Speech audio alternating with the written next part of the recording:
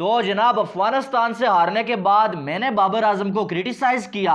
मुझसे बहुत बड़ी गलती हो गई है, क्योंकि बाबर आजम पाकिस्तान का एक लेजेंड है भाई, और उसको क्रिटिसाइज करके मैंने बहुत बड़ी गलती कर दी है। मैं उसकी माफी मांगता हूं। असल में कसूर बाबर का नहीं है। बाबर आजम एक गलत जो मुल्क में पैदा हो गया है, और हम लोग जो उसे डिजर्व ही नहीं करते। अबे ये चमाट मार के ना सारे पेम्पर्स इनके नीचे गिरा दूंगा मैं। ये जो आज जो आप पोस्ट कर रहे हैं भाई साहब, ये जो बातें मैंने बोली हैं, ये वाली बातें कि बाबर आजम लेजेंड है भाई, और बाबर आजम को क्रिटिसाइज करने वालों को शर्म होनी चाहिए। बाबर आजम जो आपको हम डिजर्व ही नहीं करते हैं पाकिस्तानी। बाबर आजम किसी और मुल्क में होना चाहिए था, इंडिया में होना चाहिए था, न्यूजीलैंड में या इंग्लैंड में। और भाई पहले उनसे पूछ तो लो कि इंडिया वाले ऐसे जो है वो कप्तान को कप्तानी देना चाहते हैं, ऐसे बंदे को अपना कप्तान बनाना चाहते हैं, या ऐसा खेलने वाले को इंडिया वाले लेजेंड या किंग मानते हैं। पहले उनसे पूछ तो लो, इंग्लैंड वालों से, ऑस्ट्रेलिया वालों से। मेरी नज़र में तो वो ऐसे खिलाड़ी की वहां पर जो है टीम में भी जगह नहीं बनती है। और तुम ये कह रहे हो कि भाई जान जो है वो ये जो यूट्यूबर हैं भाई, ये जो एनालिस्ट हैं, ये जो है बाबर आजम को क्रिटिसाइज कर रहे हैं भाई, इनको कदर नहीं है, हमारे पास क्या हीरा है। असल वजह ये नहीं है। असल वजह ये है मेरे दोस्तों के पाकिस्तान कई सालों से बाबर आजम के आने से पहले, ठीक है, पाकिस्तान कोई उतना कुछ अचीव नहीं कर रहा था। थोड़ा बहुत तो कर रहा था, लेकिन जब कोई हमारे पास ऐसा खिलाड़ी नहीं था, यानी कि सेल्फिश खिलाड़ी नहीं था जो अपने लिए करता, यानी कि जो अपनी रैंकिंग बेहतर बनाता, जो अपनी सेंचुरी के चक्कर में पड़ा रहता, अपनी एवरेज बेहतर करने के चक्कर में पड़ा रहता। एक बाबर आजम आए, बाबर आजम साहब ने जो है वो स्लो खेल खेल के, अपने लिए खेल खेल के रैंकिंग में नंबर 1 बन गए बाबर आजम साहब। प्लेयर ऑफ द मंथ का अवार्ड मिल गया, प्लेयर ऑफ द ईयर का अवार्ड मिल गया भाई। तो बस फैंस ने उठा लिया कि भाई बाबर ही सब कुछ है। लेकिन क्यों भूल गए कि एक और बंदा होता था, वो आपका कप्तान था, और उसने आपको अंडर 19 वर्ल्ड कप में चैंपियन बनाया। उसने आपको चैंपियन ट्रॉफी का फाइनल जिता के, चैंपियन ट्रॉफी का फाइनल जितवा दिया, चैंपियन बना दिया। उसके बाद आपने उसे बहानेबाजी करके, टीम में ग्रुपिंग करके आपने उसको बाहर निकाल दिया। वो था सरफराज अहमद। उसकी कप्तानी में 11 कंसेक्टिव जो है T20 सीरीज पाकिस्तान की टीम जीती। आप मुझे बता दें बाबर की कप्तानी में कितना हम जीत चुके हैं। हम जो है वो अफगानिस्तान से हार गए हैं, जो सोचा नहीं हुआ था। हम जो है वो जिम्बाब्वे से हार गए हैं भाई साहब। हम जो है वो इंडिया के खिलाफ 2 बार बुरी तरह से हारे, 200 भी इंडिया ने हमें बनाने नहीं दिया। तो कहां पर जो है वो आप ये कह रहे हैं कि बाबर की कप्तानी बेहतर है, या बाबर आजम कप्तानी सीख रहा है? मुझे ये बता दें, अबे कितना सीखेगा बाबर आजम कप्तानी? मुझे ये बता दो यार कि बाबर आजम साहब कप्तानी कितनी सीखेंगे। 4 इवेंट्स हो चुके हैं, 2 एशिया कप हो चुके, 2 वर्ल्ड कप हो चुके, और हर नए इवेंट में जो वैसी थर्ड क्लास कप्तानी हमें देखने को मिल रही है। तो कब सीखेंगे बाबर आजम साहब? कल आपको मालूम है कि मैच के दौरान क्या हुआ? नहीं मालूम होगा। रात को मैं गुस्से में था, मैंने उतना कुछ आपको बताया नहीं। कल मैच के दौरान शादाब और जो रिजवान जब हारिस राउफ को और शाहीन को मार पड़ रही थी, वो उनके पास जाके उनको समझा रहे थे, तो बाबर आजम साहब ने उनसे गुस्सा किया कि कप्तान मैं हूं, तुम आके क्यों समझा रहे हो, सारे के सारे कप्तान बने हुए हो। अब कप्तान साहब ने खुद भी जाना नहीं है, तो दूसरा कोई चले जा रहा है, उसे भी कप्तान साहब ने मना कर दिया। तो ये टीम में इतनी बड़ी दरार है ना कि आप सोच नहीं सकते। अब ये सारे 4-5 ऐसे लोग हैं जो कप्तान बनना चाहते हैं। रिजवान भी कप्तान बनना चाहता है, शाहीन भी कप्तान बनना चाहता है, शादाब भी बनना चाहता है, और बाबर आजम जो है वो ऑलरेडी कप्तान है टीम का। तो अब 4 मेन खिलाड़ी जिनके कंधे पे आपकी टीम चल रही है, वो सारे के सारे अपनी कप्तानी के पीछे पड़े हुए हैं। तो क्या वो फिर परफॉर्म करेंगे? वो कैसे परफॉर्म करेंगे जब उनको मालूम है कि हम परफॉर्म करेंगे, अगर वर्ल्ड कप जीत गए तो फिर हमें कप्तानी कभी नहीं मिलनी है, फिर यही बंदा कप्तान रहेगा जिसको हम कप्तानी से हटाना चाहते हैं। ये सवाल बड़ा जो है वो आप कह सकते हैं लीगल सवाल है। इसका जवाब कमेंट बॉक्स में आप भी दे सकते हैं, और जो भी लोग देख रहे हैं भाई वो बता सकते हैं। अब लड़ाई तो हुई है, उसके बाद आपको बताया कि बाबर आजम साहब प्रेस कॉन्फ्रेंस में आए, वहां पर बाबर आजम ने ये बोल दिया भाई कि हमारी जो फील्डिंग है वो अच्छी नहीं है, एटीट्यूड नजर नहीं आया फील्डर्स के अंदर। और भाई आपने मुकम्मल फिट जो है खिलाड़ी खिलाए हो तो तभी ना। उनकी जो है वो इतनी तोंदें निकली हुई है भाई साहब, इधर से कभी चर्बी छुप रही है, कभी इधर से छुप रही है।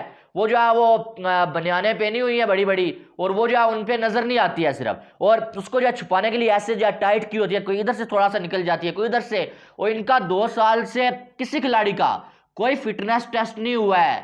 बाकी टीमें वर्ल्ड कप में आई हैं भाई, वो फिटनेस टेस्ट पास करके आई हैं।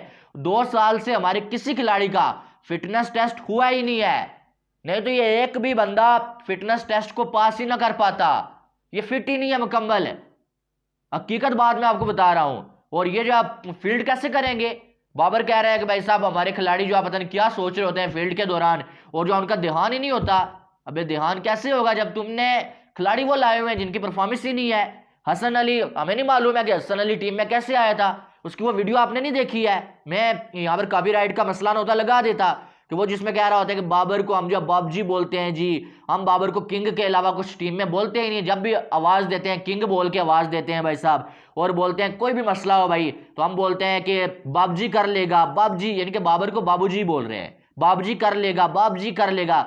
अबे तुम्हारे घर में जो है वो दही लाने के लिए भी बाबजी को ही भेजा करो कि जाओ बाबजी दही ला के दो, कोई भी जो है वो रोटियां सेकने के लिए इसी को रख लो, सब कुछ बाबजी ने ही करना है। जब सीधा साधा चापलूसी लगा रहा था हसन अली, और दूसरा दिन हसन अली साहब जो स्क्वाड का हिस्सा बन गए वर्ल्ड कप का, और जो जमान खान है मेन बॉलर सबसे अच्छा इनसे, वो जो बाहर बैठा हुआ है, अबरार कंप्लीट स्पिनर वो बाहर बैठा हुआ है, यानी कि इमाद वसीम वो जो आया ही नहीं, बाबर की ईगो की वजह से आमर नहीं आ सका, या हारिस राउफ से लाख दर्जे आमर बेहतर था, ठीक है, वो टीम में नहीं आ सका। और ये अपनी दोस्ती यारी, यार कब तक आखिर दोस्ती यारी चलेगी, कब तक दोस्ती यारी चलेगी? आपकी दोस्ती यारी के चक्कर में इतना जलील हो गया, क्या ये काफी नहीं है? अब ये माफी के लायक नहीं है ये जो हार थी, क्योंकि इस हार से पहले सबको नजर आ रहा था कि ये गलतियां हो रही हैं, ये बंदा डिजर्व करता है, ये नहीं करता।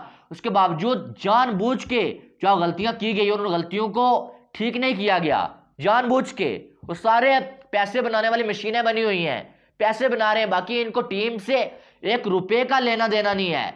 बाबर को रात में पूछा गया कि क्या आप अपनी कप्तानी के बारे में क्या सोच रहे हैं? एक साइड पूरा पाकिस्तान ये डिमांड कर रहा है कि भाई तुम अपनी बैटिंग पे फोकस करो, कप्तानी छोड़ दो। बाबर कह रहा है मुझ पे कोई प्रेशर ही नहीं है, मुझ पे कप्तानी का कोई प्रेशर ही नहीं है, मैं कप्तानी के बारे में सोच ही नहीं रहा छोड़ने के बारे में, मैं बैटिंग के टाइम बैटिंग का सोचता हूँ, और जब फील्ड कर रहे होते हैं तब मैं कप्तानी के बारे में सोचता हूँ। और भाई आपके अंदर कप्तानी का मटेरियल ही नहीं है, आपके अंदर कप्तान की एक भी जो क्वालिटी नहीं है। कप्तान आप कैसे हैं?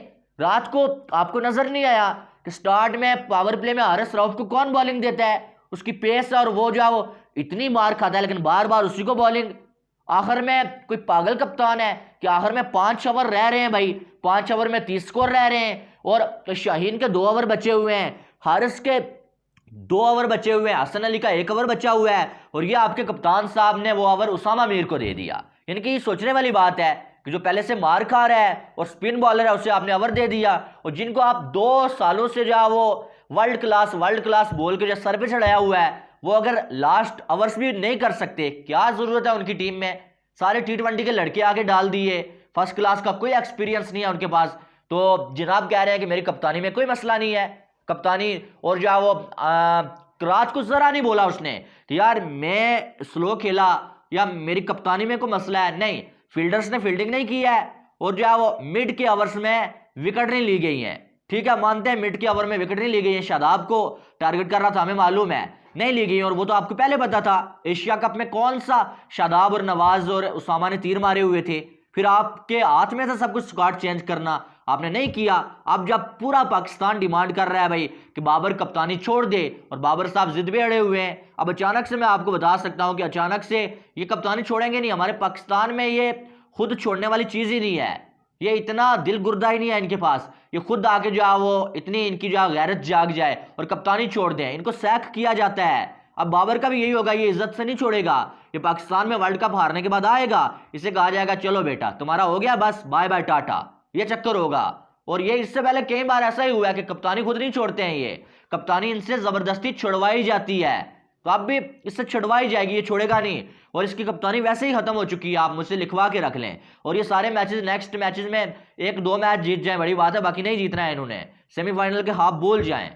बहरहाल आपकी क्या राय है, क्या बाबर आजम कप्तान बनना चाहिए? वो आपने कमेंट बॉक्स में बताना है। बाकी वीडियो को लाइक करें और चैनल को सब्सक्राइब करें ताकि आने वाली तमाम अपडेट्स आपको बर वक्त मिल सकें। मिलते हैं नेक्स्ट वीडियो में, आपने बहुत सारा ख्याल रखिएगा। लव यू ऑल, अल्लाह हाफिज़।